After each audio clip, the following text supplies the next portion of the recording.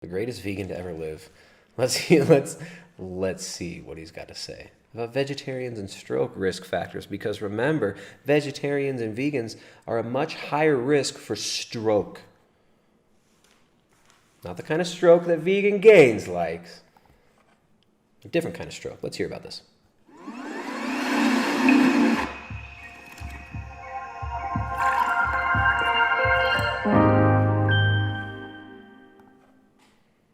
Leonardo da Vinci had a stroke. Might his vegetarian diet been to blame?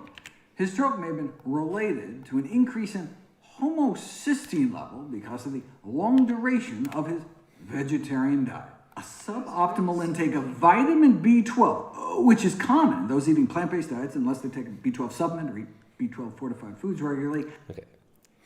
Wait.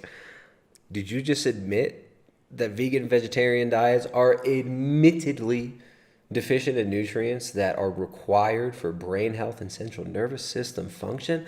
Dr. Michael Greger, who obviously has a fully functioning brain and central nervous system and is performing at the peak of human possibility. Did you just admit this? Let me rewind this. Vegetarian diet been to blame. His stroke may have been related to an increase in homocysteine level because of the long duration of his vegetarian diet. A suboptimal intake of vitamin B12, which is common in those eating plant-based diets unless they take a B12 supplement or eat B12 fortified foods. Wait. Common? Can lead to an increased level of homocysteine in the blood, which is accepted as an important risk factor for stroke. Accepted may be overstating it. When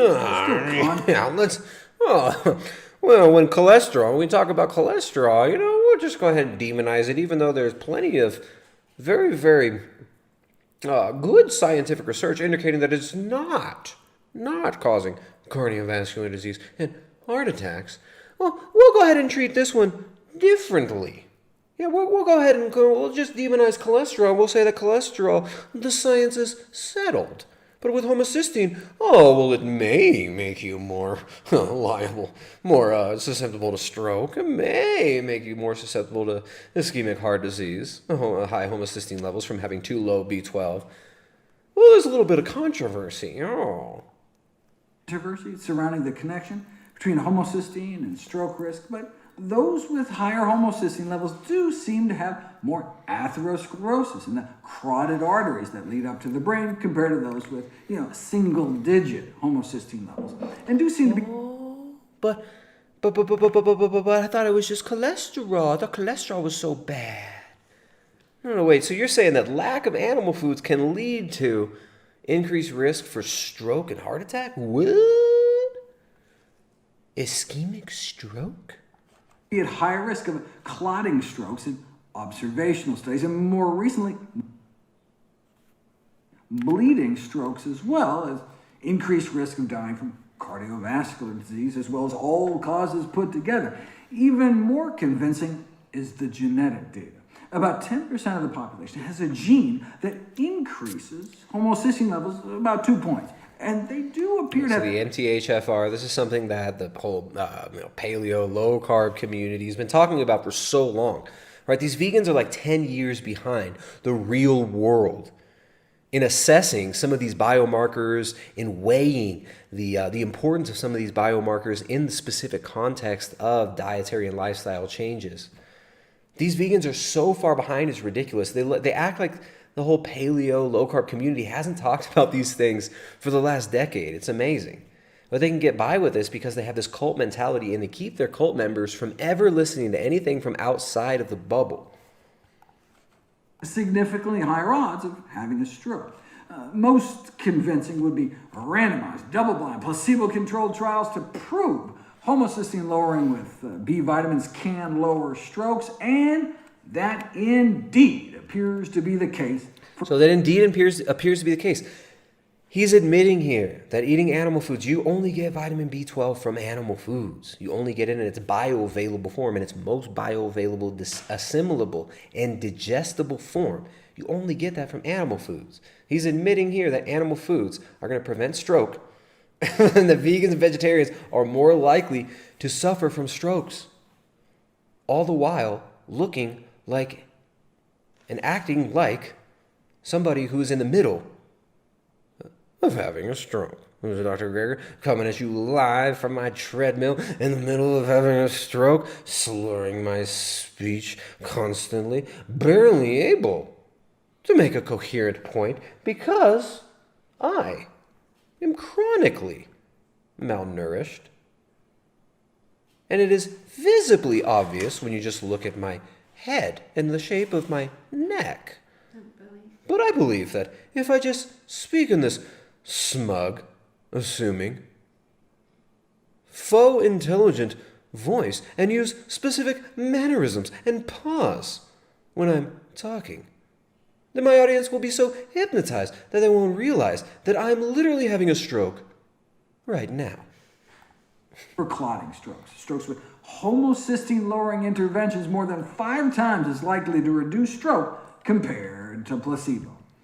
Ironically, one of the arguments against the role of homocysteine in strokes is that, assuming that vegetarians have lower vitamin B12 levels, then the incidence of stroke should be increased among vegetarians. But supposedly this wasn't the case, but it had never been tested, never been studied on... But then it was... And guess what happened? In this prospective cohort in the UK, fish eaters and vegetarians had lower rates of ischemic heart disease than meat eaters, although vegetarians had higher rates of hemorrhagic and total stroke. Oh, you're not going to have a heart attack, but you're going to have a stroke, he's going to tell you. And we all know that cholesterol does not cause heart disease.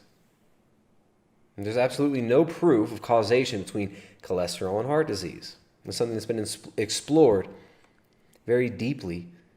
And this whole diet heart hypothesis has been refuted very effectively from many different angles. Shout out to Dave Feldman. Dave Feldman's done a lot of really good work on cholesterol and its relationship to cardiovascular disease. Check out Dave Feldman, cholesterolcode.com. He's coming from an engineering standpoint, done a lot of fantastic work. Check him out. Shout out to Dave Feldman. I got annoyed as hell with Dave Feldman's early coverage of this stupid frickin' virus bullshit and his mask nonsense, but I still got a lot of respect and love for Dave, even though I completely disagree with his early assessment of what was going on. And I was very annoyed with how he behaved in the early days of this fricking social engineering thing. But anyways. Dave Feldman's done a lot of really good work on this. So here he is admitting you're putting yourself at risk for stroke if you do what he tells you to do. Now, Dr. Greger. Vegetarians do appear to be at higher risk, and no wonder, as about a quarter of vegetarians and nearly 3/4 of the vegans studied were B12 depleted or deficient, resulting in extraordinarily high homocysteine levels. Huh? Whoa, I thought a vegan diet was completely suitable for people of all ages, whether they be pregnant, nursing, or whatever. I thought veganism was good for everybody. Well, that may not be the case, huh?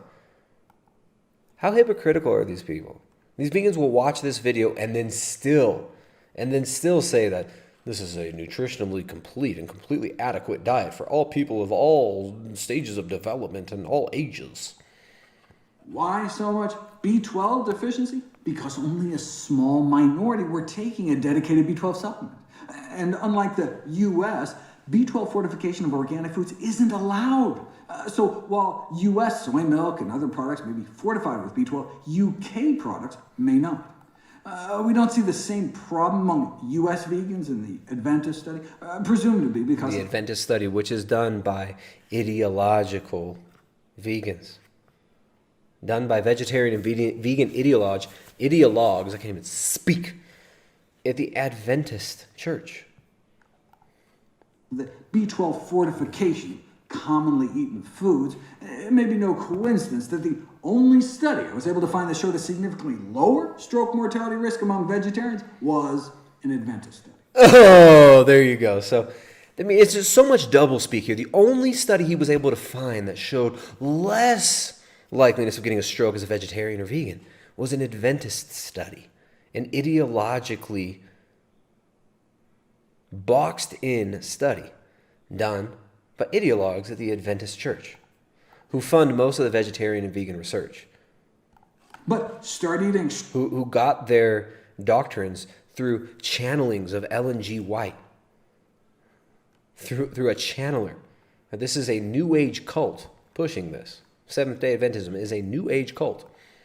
Strictly plant-based without B12 fortified foods or supplements. And B12 deficiency can develop, but that was only for those not eating sufficient foods fortified with B12. Those eating plant-based not being careful about getting a regular, reliable source of B12 have lower B12 levels and consequently higher homocysteine levels. The only way to prove vitamin B12 deficiency is a risk factor for cardiovascular disease in vegetarians is to put it to the test. And when researchers measured the amount of atherosclerosis in the carotid arteries, the main arteries supplying the brain between vegetarians... Oh, there you go. So they measured the carotid artery and they found there wasn't a significant difference. But there's still plenty of studies showing that high homocysteine puts you at risk of stroke, dude. Listen how he tries to whitewash this shit. And non-vegetarians, no significant difference was found. Oh, so you don't have to worry. Don't worry, guys. Malnourish your children. Feed your newborn baby a vegan diet. You're all good. I found one study that might indicate that you'll be good.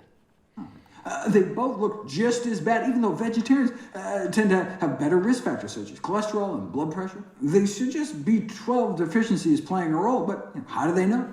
Some measures of artery function weren't any better either. Again, they surmise vitamin B12 deficiency overwhelming the natural plant-based benefits. Yes, the beneficial effects of vegetarian diets on cholesterol and blood sugars need to be advocated, but the necessity to correct vitamin B12 deficiency in vegetarian diets cannot be overstated. Sometimes vegetarians did even worse. But sometimes vegetarian... Listen to this. How are you going to wrap this up? How are you going to tie this up with a nice little vegan bow, dude?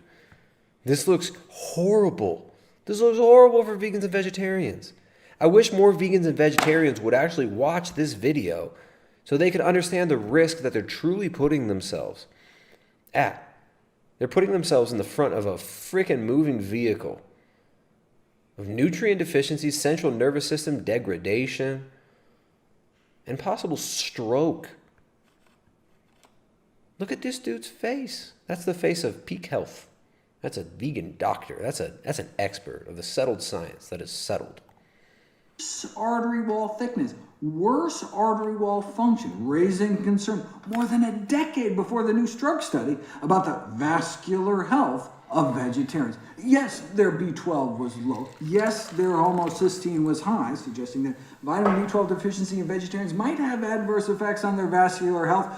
But what you would need is an interventional study where you give them B12 and see if that fixes it. And here we go. Double. All you gotta do is take some cyanocobalamin that's mined by child slaves in Africa.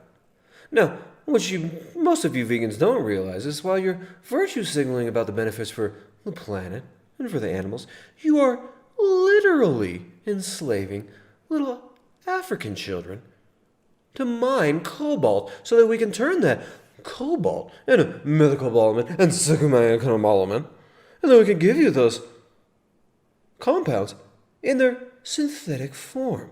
Now, if we could only all go vegan so that we're all dependent on cobalt mined by child slaves in Africa,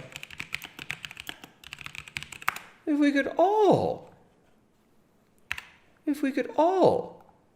just all take child slave requiring methylcobalamin and cyanocobalamin and use Apple and Google products that require Congolese children to be mining cobalt. Now, one of the benefits of this is I'm not having any difficulty. Again, I'm bigger than you. I'm stronger than you.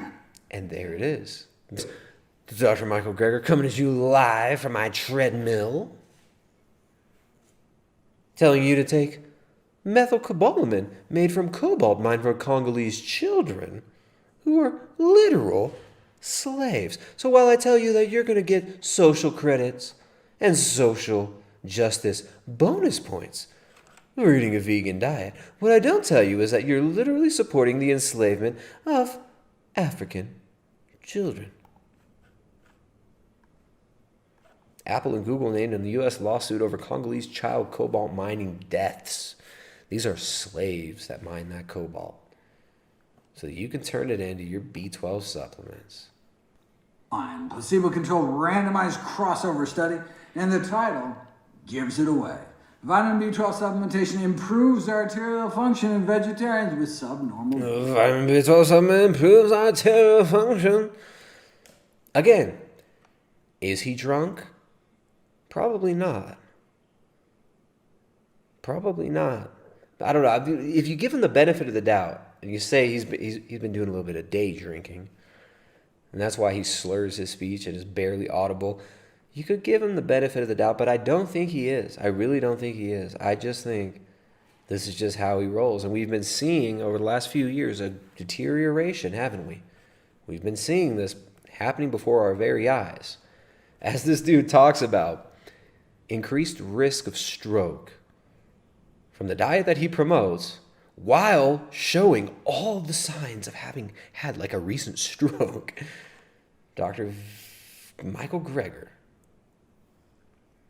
has another minute and a half to cope. Let's see how he wraps this up. Let's see how he ties this up. Is he going to tie this up like a nice package with a little bow on top of it, with a V and a blue check mark next to it? Let's see.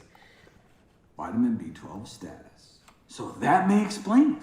Compromised vitamin B12 status among those eating more plant-based due to not taking B12 supplements or regularly eating vitamin B12 fortified foods may explain the higher stroke risk found among vegetarians.